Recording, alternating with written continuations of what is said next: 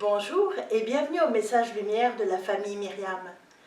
Aujourd'hui, nous avons des textes comme d'habitude très intéressants, mais j'ai choisi de m'attarder un petit peu sur la lecture du livre de Qoéleth, au chapitre 11, 12. L'auteur nous dit « Réjouis-toi dans ta jeunesse et sois heureux ». Mais rappelle-toi toujours que Dieu est devant toi et que tu auras à lui parler de la vie que tu as menée. Mais quand même, sois heureux. Puis ensuite, il continue en disant, dans ta vieillesse, viendront les jours où ce sera plus difficile, tu auras des renoncements à faire, tu vas perdre peu à peu ta vitalité, tes capacités. Et il termine en disant, vanité, tout n'est que vanité. C'est-à-dire tout est vain, tout passe, rien n'est éternel. Et je ne sais pas si tu es comme toi, mais je me suis dit, à quoi ça sert de vivre une vie où finalement rien ne reste, où on vit des choses, puis ça disparaît. Et je me suis rappelé, l'Évangile éclaire toujours l'Ancien Testament. Effectivement, tout ce qui est terrestre, tout ce qui est matériel, passe. Ça naît, ça vit, ça meurt. C'est la condition humaine, c'est la condition de la création.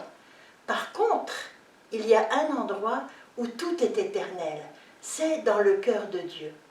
Puis toi et moi, nous avons été choisis pour Dieu pour partager son éternité.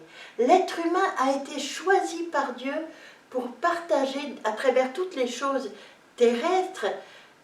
Nous avons été choisis pour partager son éternité.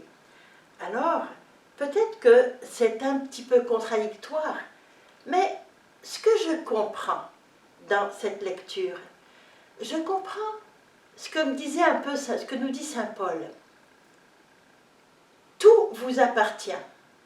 Tout est pour vous. La création est pour l'être humain. Mais n'oublie jamais que l'être humain est pour Dieu. Alors oui, Qoéleth nous dit, recherche la joie, sois heureux, profite de ta vie. Mais rappelle-toi, tu es fait pour Dieu. Si tu gaspilles ton temps, si tu gaspilles ton amour, si tu gaspilles tes efforts pour des choses qui passent, au bout du compte, il ne te restera rien. Mais si tu investis dans ce qui reste, dans ce qui demeure, alors tu garderas tout. Comment faire pour que, bon, on le sait bien, l'amour demeure pour toujours, hein, ça nous est dit à travers tout l'Évangile et puis saint Paul, l'amour demeurera au ciel, c'est ce qui demeurera. Mais comment faire pour que ce qu'on fasse aujourd'hui ait une valeur d'éternité, une saveur d'éternité? C'est simple, il faut tout faire en Dieu. Je ne sais pas si tu te rappelles de cette histoire avec saint François d'Assise qui avait fait un très beau panier. Il avait fabriqué un très beau panier et il s'émerveillait de son panier, mais vraiment beaucoup. Et tout d'un coup, il le met au feu. Et un de ses frères lui dit, mais pourquoi tu brûles ton panier? Il dit, parce que ce panier me fait oublier Dieu. Je le trouve tellement beau que tout mon être est centré sur ce panier, et ce n'est pas ce que je veux. Ce que je veux, c'est que tout mon être soit centré sur Dieu, et puis qu'avec Dieu, je puisse faire des belles choses et rendre les autres heureux, me rendre heureux, rendre Dieu heureux. Alors c'est un petit peu ce qu'il faut se rappeler. Tout est bon, tout nous appartient, mais nous appartenons à Dieu, et il faut vraiment faire la différence. Il y a une hiérarchie.